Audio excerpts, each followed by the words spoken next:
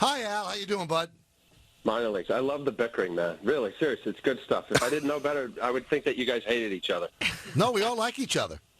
No, but however, the story is after I'd been in the big leagues a few years and I had a couple arm surgeries, I did think I was done, and I was a pretty good student out of high school, got accepted to some nice colleges, and I did go back and get my degree, ultimately online, only because I thought I would never play, and also I knew it was a good thing, and then 13 years later, I retired.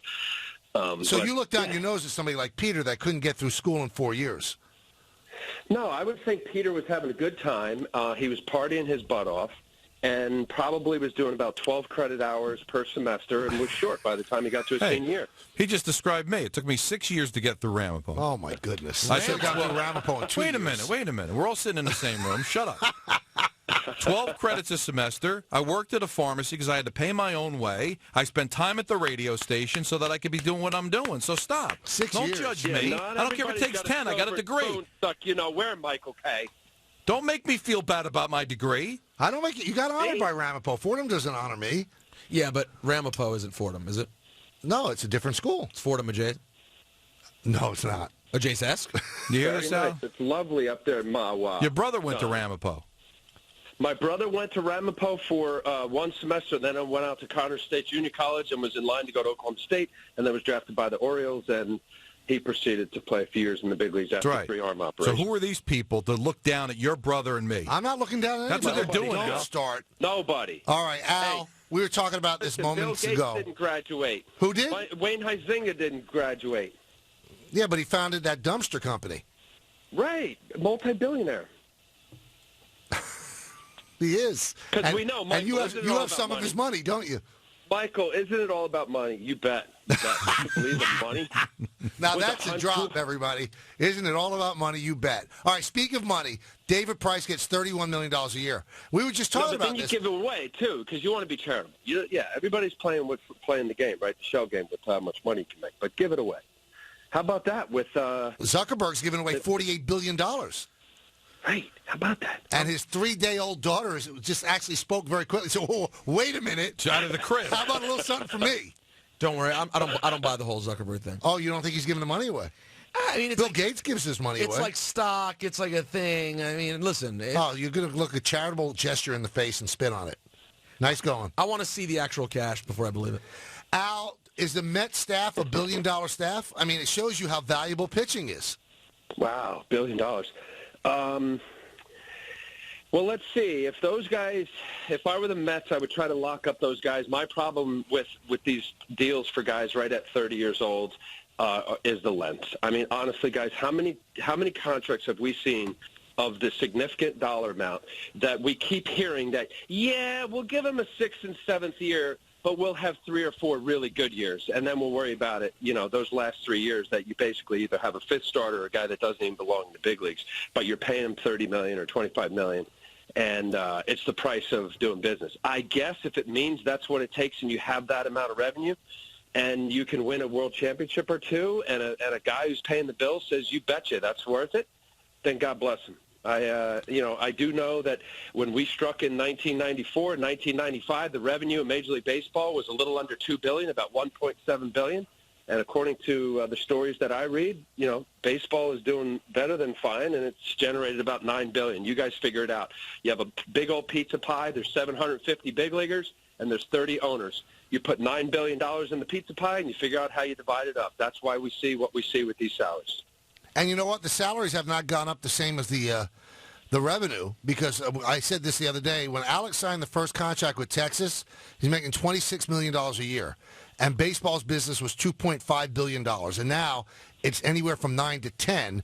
And the highest paid player is 31. It's gone up only $5 million when the revenue's gone up 5 times what it was. So it has not gone up commensurate with the revenue. Interesting you say that, Michael, because that's exactly true. When the strike did hit in 95, the players made roughly about 50% of the pizza pie. The all-time high that the players took of the overall revenue was 58%. That was in 2002. Since then, 54%. And since then, it's gone down to 38%. Major League Baseball players, actually, of the overall revenue, is the least amount, percentage-wise, of all the major sports, NBA, NHL. That's interesting. I'm included, not the NHL. But, we're still talking crazy numbers, right? I mean, I love David Price. I think he's an excellent pitcher. The fact that he's using his changeup more. When he first got called up to the big leagues, if you remember, he was 76, 77% of the time fastball. I remember, Michael, I think we did a game, and the first breaking ball that David Price threw, and this is a few years ago because Robinson Cano was in the lineup, it was 45 pitches into the game, and he threw a breaking ball. Talking about the evolution of a pitcher, of now here's a guy that throws a slider. He's using his changeup 20-some-odd% of the time and using off speeds, et cetera, et cetera. That is the concern that I think if I were a GM recommending to my owner, how does this pitcher play when he gets older and we know that velocity drops and you have to quote-unquote pitch? And that, to me, is the pitchability factor, and that's the huge, $64 million question when you're putting your you-know-what on the line to say, yeah, let's give him an extra year at $31 million, and I know he'll be 37 going on to 38. Right. Does he have ace stuff? And there's a good chance he doesn't. But let's not ignore the opt-out after 3. So the Red Sox can look at it. I know it's a player option, and it's something the player negotiated, but that also could work for the Red Sox, right? I mean, even if he's lights out for 3 years, and if he decides to opt out, then just let him go. So it's not like you may not have to worry about years 5, 6, and 7 because he may be pitch lights out and want to leave, and then you just roll the dice and say, good, go, because I don't want to have to give you any more years. Great, Don, and you're right. But conversely, let me say this, and who knows? I mean, we keep saying it can't go up, can't go up. If David Price pitches, let's say he wins a Cy Young and he's like 3rd or 4th in the other 2 years, and he's pitching like a premium guy in baseball, say to pick your top 5, 6, 7 pitchers, I don't know if at that point the premium guys are going to get more than that. I mean, I'm going to have to assume that maybe perhaps in 3 or 4 years the numbers still go up. I do know that the infusion of bigger dollars has been all these RSN deals that these teams have been getting bigger revenue for the local broadcast and also the national package. That was infused recently. I don't know. I don't know if that number, as they compute it out, is going to continue to rise at the same commensurate rate. But if he's not performing well, to your point, Don, and any guy, 3 years in, he'll be, in this case, David Price would be 33, almost 34. Now you're sitting on a pitcher that's, premium dollars, that's not pitching like an ace. I get it. It's the cost of doing business. I love it. God bless them. I hope they all make a gazillion. I would have a tough time being that general manager, knowing how my arm felt over the latter part of my career and how it was tough at times to, get out there and pitch and, have that quote-unquote 100% stuff on a given night. But you know what's interesting about this, Al? The teams that get it now, like the Yankees get it. They don't want to give a 30-year-old pitcher a 7-year deal anymore because they see what's happened before. Their fans are angry. So the Red Sox finished last 3 out of the last 4 years. The one time they didn't finish last, they won a World Series, but they were desperate. They get Kimbrel. They spend this money. Let me interrupt. The Yankee fans are angry at what? Are Yankee fans really, truly happy to win 93 games, get in the playoffs, and lose the first round? Win 91 games, get in the playoffs, and lose the first round. Man, I got a chance to sit next to Derek Jeter on the plane on every road trip, and that the mantra and the beat of his drum was, if we don't win a world championship, it was a failed year. You have a manager that was wearing 27 and he's wearing 28. This is a franchise and fan base that's been spoiled with championships. I disagree. I think. Yeah, but if you're reading Twitter, Al, they're going, "Oh, the Red Sox made this move. The Yankees better answer." But the Yankees are going about it the right way, and they're going to get criticized by their fan base for not making a move.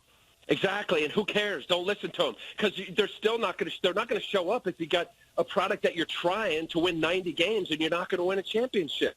Look at what the Kansas City Royals have done. I mean, it's a blueprint for small revenue teams. They stunk for how many years? They had number 1, number 2 picks overall in the draft, and here now they're reaping the fruits of that lean years. There's very few franchises, and I would say probably right now only the Cardinals.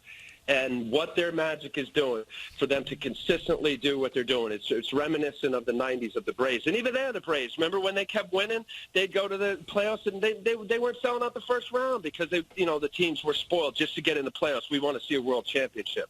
I hear you, and I think that's probably the stress and quandary of a front office of the New York Yankees that has the revenue to think that they have to react to that. I wouldn't. I would be curious as to who's the next core for. And I think that people I want to see Luis Severino. Hey, Aaron Judge, man, he looks like a huge version of Dave Winfield / Giancarlo Stanton. Let him get out there and let me see what he's got. Let's see what Rev Snyder's got. I don't know. Maybe I'm just dyed-in-the-wool kind of baseball fan, but I think you saw what happened with the Phillies, and they're now having to really seriously break it down. It is really hard to maintain year in and year out not just a playoff team, but a championship team. And I think that's what the Yankee fans expect now.